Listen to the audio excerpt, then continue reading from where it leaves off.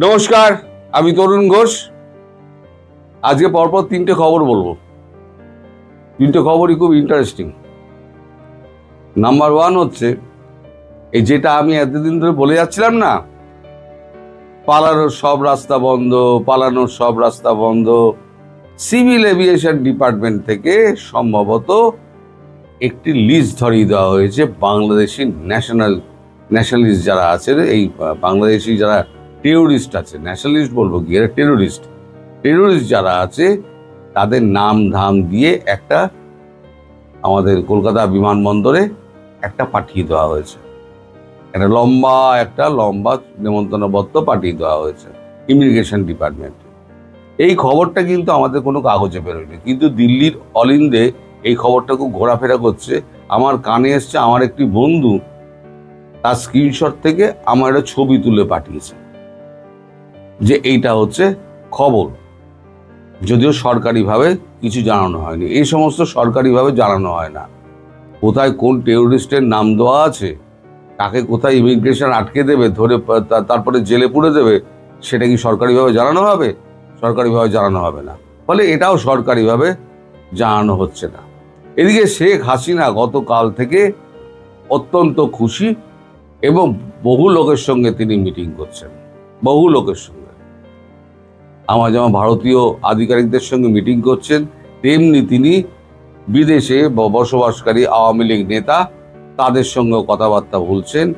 তিনি একেবারে প্রাণোদিত, হাস্যোজ্জ্বল, এবং তিনি তার কথাবার্তা শুনলে বোঝা যাচ্ছে তিনি খুব শিগগির ঘরে ফেরার সময় এগিয়ে আসছে, এটা বুঝতে পারছেন। কারণ উনিও তো রাজনীতি করেন, কূটনীতি করেন, উনি তো বোঝেন আন্তর্জাতিক চাপটা কিভাবে আসছে। এই আন্তর্জাতিক চাপের কথা বলতে গিয়ে আমার মনে পড়ে গেল, এই যে গতকালকে আপনাদের কাগজে দেখলাম যে ছটা মানবাধিকার কমিশন আপনাদের একেবারে লম্বা চোতা ধরিয়ে দিয়েছে। চোতা তৈরি হয়েছে ফেব্রুয়ারি মাসে, চোতা এলো অক্টোবর মাসের একেবারে শেষের দিকে, থার্ড উইকে বলতে গেলে। তা এতদিন আসেনি কেন? এতদিন আসেনি কারণ মার্কিন কংগ্রেস এটা চায়নি। আমি যেটা বারবার আপনাদের বলার চেষ্টা করছি যে মার্কিন কংগ্রেস বাংলাদেশ থেকে পা তুলে নিয়েছে। আমাদের ট্রাম্পের আর কিছু করার নেই। এই দু চার গাছা যে সৈন্য রয়েছে দেখবেন না, এরা সব পালিয়ে যাবে, কেউ থাকবে না। এবার রইল পরে লাস্টে আপনাদের আজকে একটা এই নিয়ে একটা রায় আছে, অন্তর্বর্তী সরকারের ব্যাপারে রায় আছে। তা আমার যেটা আন্ডারস্ট্যান্ডিং, আমি অনেক আগে ভিডিওটা করছি, আমার যেটা আন্ডারস্ট্যান্ডিং সেটা হচ্ছে এই অন্তর্বর্তী সরকারের ব্যাপারে সিদ্ধান্ত এই শুনানিতে অন্তত হবে না। এই শুনানিতে হবে না এই কারণে যে এখানে আমাদের প্রফেসর সাহেব তিনি হচ্ছেন গিয়ে আইন উপদেষ্টা, আর তাজুল ইসলাম তিনি হচ্ছেন চিফ প্রসিকিউটর। দুজনে দোর্দণ্ড প্রতাপ, এরা পুরো আইন বিভাগটাকে কন্ট্রোল করে। এখন আমাদের চিফ জাস্টিস, তার কি ক্ষমতা আছে? তিনি তো মবের শিকার হয়ে যাবেন। তিনি তো শুনেছি ঠান্ডা মানুষ, চুপচাপ থাকেন, বেশি ঝামেলার মধ্যে থাকেন না। উনি করবেন কি, আবার একটা শুনানির ডেট দিয়ে দেবেন, দিয়ে ওকে ঠান্ডা করে পাঠিয়ে দেবেন। কোনটা কি হবে আমি জানি না, এটা আমার একটা আগাম মনে হচ্ছে, এই অবস্থা থেকে আমার আগাম মনে হচ্ছে। এবার আসুন আপনার দেশে যে আইএসআই এজেন্টগুলো রয়েছে, পাকিস্তান সমস্ত আইএসআই এজেন্টদের ডেকে পাঠাচ্ছে, ফরমাল চিঠি দিয়ে ডেকে পাঠাচ্ছে, কিন্তু কেউ যেতে রাজি হচ্ছে না। কেন বলুন দেখি? কারণ পাকিস্তানে যত আইএসআই এজেন্ট আছে তার বেশিরভাগ আননোন গানম্যানের হাতে মারা গেছে। এবার আননোন গানম্যান কারা সেটা কিন্তু ভারতবর্ষও জানে না। আননোন গানম্যান কারা, তারা কোত্থেকে উদয় হয়, কোত্থেকে তারা কি করে মিলিয়ে যায়। কেউ মসজিদে নামাজ পড়ছে, তার সঙ্গেই নামাজ পড়ছে, নামাজ পড়ে উঠলো, ঠাস করে চালিয়ে দিয়ে চলে গেল। কেউ বাগানে হাঁটছে, বেশিরভাগ আইএসআই এবং মিলিটারির লোক বাগানে হাঁটছে, সকালবেলা মর্নিং ওয়াক করছে, জগিং করছে, একটা বাইকে করে এলো, ঠাস ঠাস ঠাস লাগিয়ে দিয়ে বেরিয়ে চলে গেল। কোন পথে আসে, কোন পথে যায়, এদের খুঁজে পাওয়া খুব মুশকিল হয়। একটাকেও এখনো পর্যন্ত ধরতে পারেনি। এই যত টেররিস্টদের মাথা আছে না, হাফিজ সঈদ থেকে আরম্ভ করে যত আছে, তাদেরকে কেউ আর দেখতে পাচ্ছে না, সব ভেতরে ঢুকে গেছে, গর্তে ঢুকে গেছে। এই যে 12-14টা আমরা যে মেরে দিলাম ইনস্টলেশনে টেররিস্টদের, কোনো রিয়াকশন দেখেছেন? একটা রিয়াকশন হয়নি। তবে হ্যাঁ, ভারতের ওপর আক্রমণের চেষ্টা এরা করবে। এখন আপনারা ভাববেন যে ভারত কেন কিছু করছে না।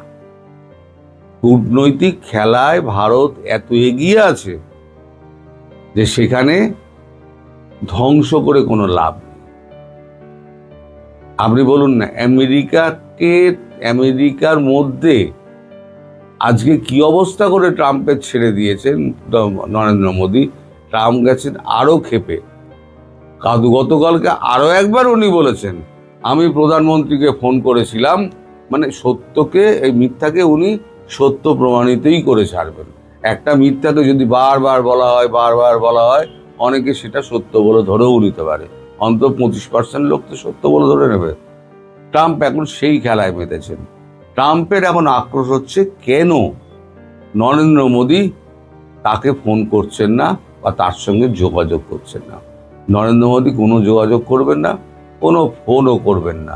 কারণ আপনি যে ট্রাম্পবাবু, আপনি যে পিঠে ছুরিটা মেরেছেন না, ওটা একেবারে গভীরে গিয়ে লেগেছে। ওইখান থেকে নরেন্দ্র মোদীর যে রক্তক্ষরণ হয়েছে সেটা তিনি ভুলবেন না। সারা দুনিয়ার সামনে আপনি নরেন্দ্র মোদীকে বেইজ্জত করে ছেড়ে দিয়েছেন। নরেন্দ্র মোদী ছাড়বেন? কখনোই ছাড়বেন না।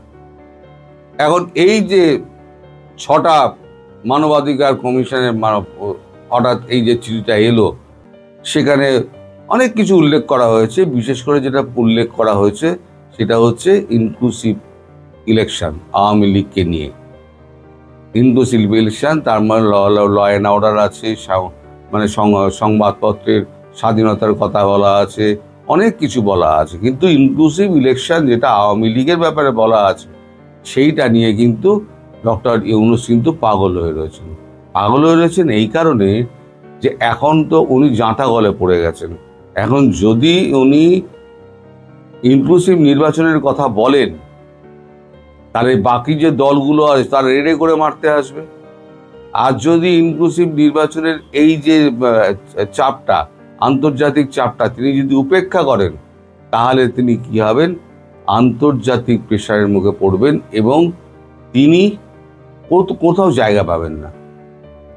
এখন এই চাপ ইউনূস কতটা সামলাতে পারবে সেটা বলা খুব মুশকিল। তবে আমার মনে হয় ইউনূস বোধহয় হাল টাল ছেড়ে দিয়ে ইউনূস বোধহয় এবার যে কোনো দিন পালাবে। এখন আপনারা সেটা ভালো বলতে পারবেন ইউনূসের কি অবস্থা।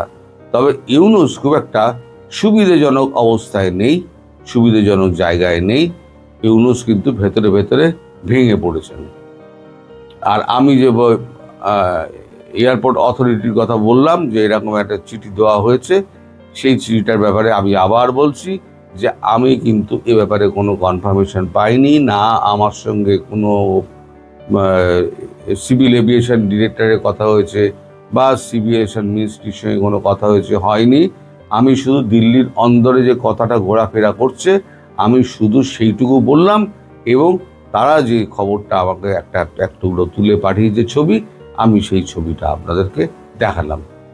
এবার সবাই আপনারা ভালো থাকুন, সুস্থ থাকুন, আর ইউনূসের জন্য প্রার্থনা করুন যেন ইউনূস সসম্মানে এখান থেকে বেরোতে পারে। পারবে কি পারবে না সে আমি জানি না। সবাইকে ধন্যবাদ, নমস্কার।